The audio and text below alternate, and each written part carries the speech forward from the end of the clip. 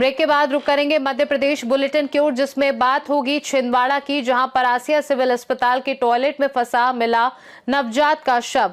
आगे बात करेंगे पन्ना की, जहां पन्ना में अवैध लकड़ी कारोबार पर वन विभाग ने कसा शिकंजा। इन तमाम खबरों पर विस्तार से डालेंगे नजर। चोपना क्षेत्र के भौरा निवासी विधायक गंगा सज्जन सिंह उइके के निवास पर सोमवार को सैकड़ों बंगाली समुदाय के लोग एकत्रित हुए और स्थायी पट्टे की मांग को लेकर अपनी आवाज उठाई। इस दौरान उन्होंने विधायक से मुलाकात की और अपनी समस्याओं को उनके समक्ष रखा। विधायक उइके ने लोगों की मांगों को ध्यानपूर्वक सुना और आश्वासन दिया कि उनकी समस्याओं के समाधान के लिए वे हर संभव प्रयास करेंगी। इस अवसर पर विधायक प्रतिनिधि और भाजपा जिला उपाध्यक्ष राजेंद्र मालवीय भी मौजूद थे। विधायक उइके ने बताया कि वे जल्द ही इस मुद्दे को लेकर मुख्यमंत्री और संबंधित अधिकारियों से मुलाकात करेंगी। वहीं राजस्व मंत्री करण सिंह वर्मा ने बताया कि बैतूल जिले के विकासखंड घोड़ा डोगरी के चोपना क्षेत्र में 32 ग्रामों में 2610 परिवारों को पुनर्वास के तहत बसाया गया था और उन्हें स्थायी पट्टे जारी किए जा चुके हैं। गौरतलब है कि पूर्व में 2610 परिवारों को पट्टे पूर्व विधायक स्वर्गीय सज्जन सिंह उइके और वर्तमान भाजपा प्रदेश अध्यक्ष और बैतूल विधायक हेमंत खंडेलवाल के प्रयासों से वितरित किए गए थे। विधायक उइके ने आश्वासन दिया कि शेष 527 परिवारों को भी शीघ्र ही स्थायी पट्टे प्रदान किए जाएंगे। अच्छा, आप लोग कहाँ से आए हो और क्या नाम है आपका? हमारा नाम बसंत कुमार डाकुआ, माननीय सपन मिस्त्री जी, सुरेश शील जी, हम लोग चोपना क्षेत्र से आए। तो आप लोग ने जो अभी विधायक जी से मुलाकात की है, तो किस संबंध में मुलाकात की है? पुनावर क्षेत्र में करीबन जो पट्टा वितरित हो चुका और कुछ बचा है, उस संबंध में हम लोग विधायक जी के पास आए। तो आप लोगों को वर्तमान में क्या क्या समस्या जा रही है?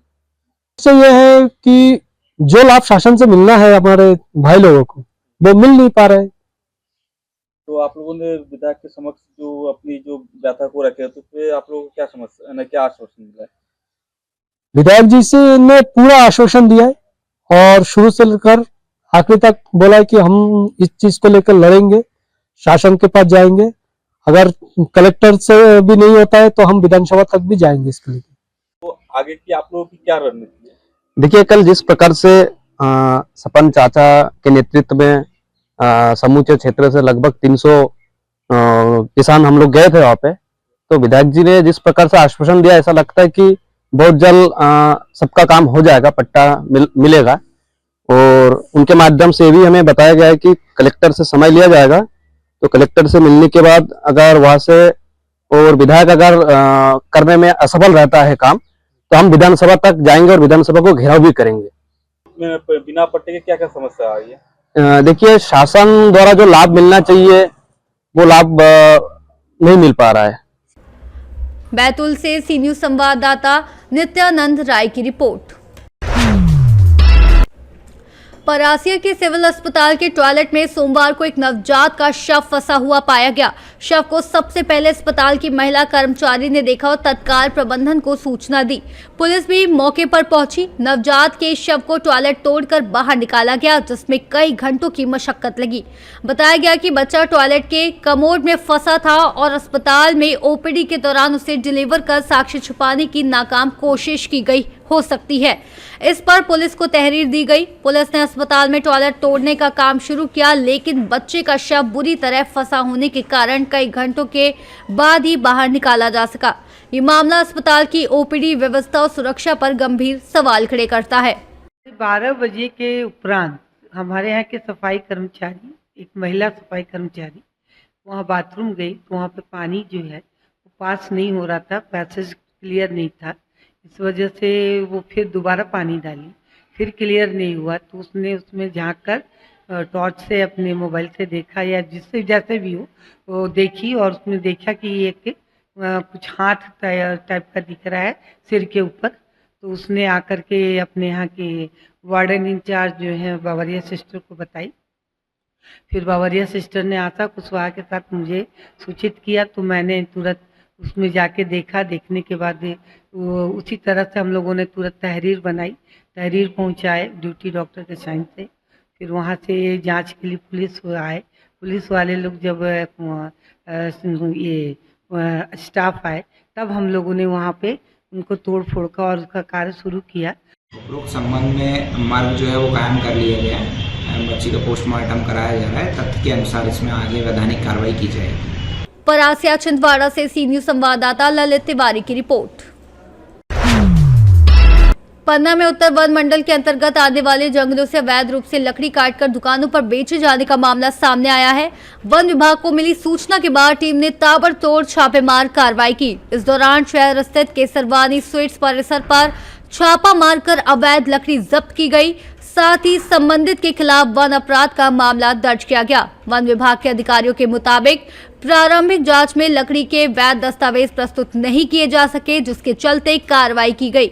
डीएफओ ने स्पष्ट चेतावनी देते हुए कहा कि जो भी व्यक्ति लकड़ी का व्यापार करता है वे केवल शासकीय काश्तकार से ही लकड़ी खरीदे। अवैध रूप से जंगलों से काटी गई लकड़ी के क्रय विक्रय में संलिप्त पाए जाने वालों पर कड़ी कानूनी कार्रवाई की जाएगी। वन विभाग ने संकेत दिए हैं कि ये अभियान आगे भी जारी रहेगा और अवैध लकड़ी कारोबार से जुड़े अन्य ठिकानों पर भी कार्रवाई की जाएगी। जो होटल, डाला, चाय समोसा दुकानदार हैं उनसे आग्रह है कि वो लोग उत्तर वन मंडल के काश्तकार से जलाए लकड़ी ही खरीदे। देखिए, पन्ना ज़िले में ख़ास तौर पे पन्ना शहर में जितने भी ढाबा और होटल संचालित हैं, तो इनके द्वारा जो स्थानीय लोग हैं, जो महिलाएं हैं ख़ास तौर पे, उनसे 100 रुपये, 120 रुपये गट्ठर, सिरबोझ वाले गट्ठर के हिसाब से लकड़ी खरीदी जाती है, जलाऊ लकड़ी, तो जो कि पूर्ण तरीके से अवैध है और एक संगठित वन अपराध की श्रेणी में आता है कि आप इन लोगों के माध्यम से जंगल की कटाई करवा के उसको सस्ते दामों में ख़रीद के और उसका उपयोग जलाऊ लकड़ी की तरह कर रहे हैं।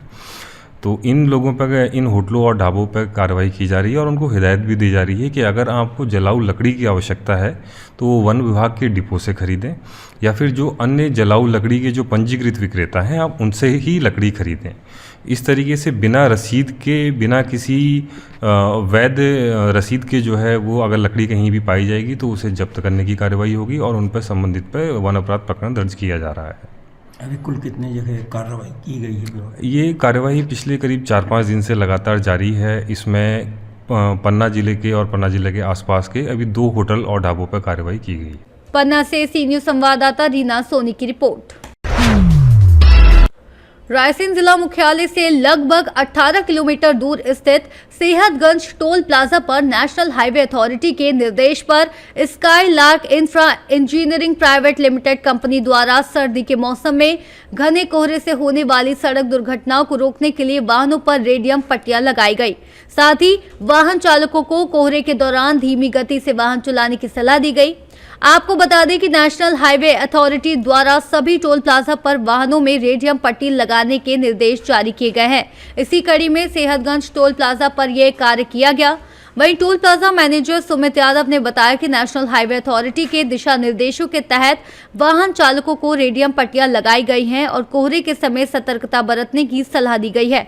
वहीं वाहन चालकों का कहना है कि सेहतगंज टोल प्लाजा द्वारा की गई ये पहल सराहनीय है। रेडियम पट्टियों से कोहरे में वाहन स्पष्ट दिखाई देते हैं, जिससे दुर्घटनाओं को रोकने में मदद मिलेगी। स्टार्ट हो जाएगा। क्या नाम है आपका? मेरा नाम विशु परमार है सर।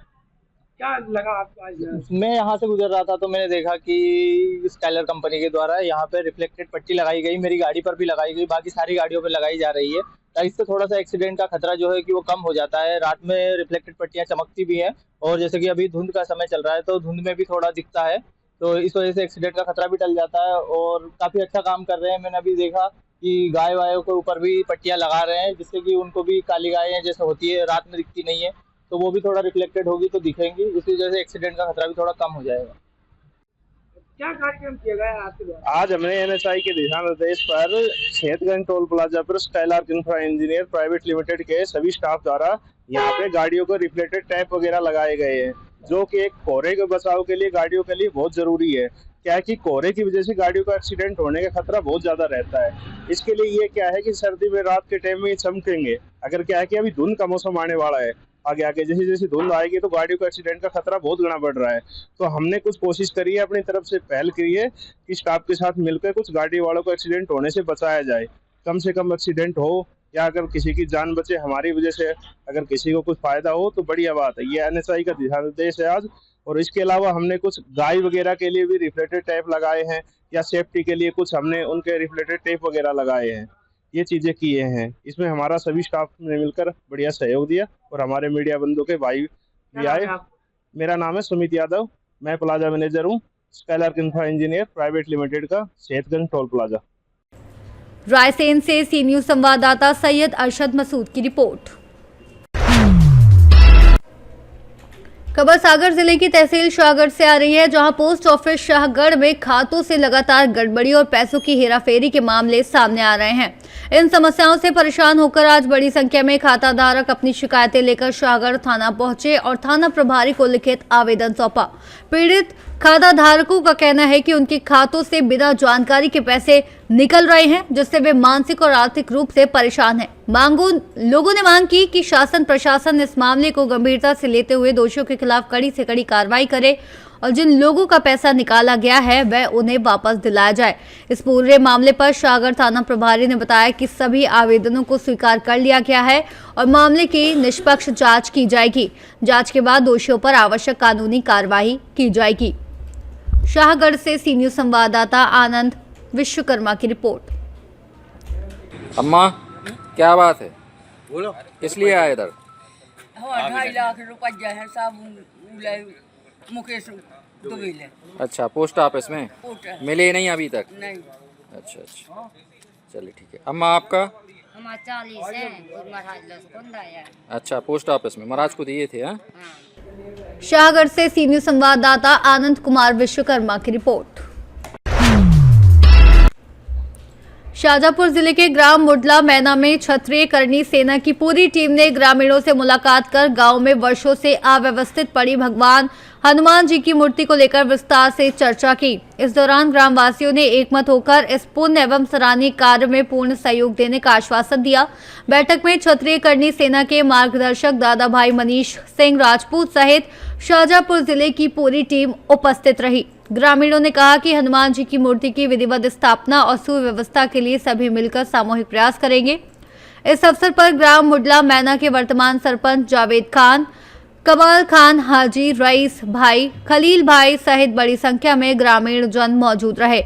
इस अवसर पर विशेष बात ये रही कि बड़ी संख्या में हिंदू और मुस्लिम समुदाय के लोग एक साथ उपस्थित रहे, जिससे आपसी सौहार्द और भाईचारे की मिसाल देखने को मिली। शाहजहांपुर से सी न्यूज संवाददाता रमेश राजपूत की report. PM Shri school Jawahar Navodaya Vidyalaya Shamshabad जिला विदिशा में गति निर्धारक गतिविधियों के अंतर्गत कक्षा 6वीं से 12वीं तक के विद्यार्थियों के लिए भित्ति चित्रण प्रतियोगिता का आयोजन किया गया। विद्यालय के प्राचार्य ने जानकारी देते हुए बताया कि गति निरोधक गतिविधियों के तहत क्षेत्र के Gyan Jyoti school, Gurukul school, sunrise model school और स्वामी विवेकानंद स्कूल के चयनित विद्यार्थियों ने प्रतियोगिता में सहभागिता सुनिश्चित की। गति निर्धारक गतिविधियों की प्रभारी शिक्षिका ने बताया कि ये कार्यक्रम विद्यार्थियों की रचनात्मक क्षमता को विकसित करने के उद्देश्य से आयोजित किया गया, जिसे सभी प्रतिभागियों के उत्साह और सहयोग से सफलतापूर्वक संपन्न कराया गया।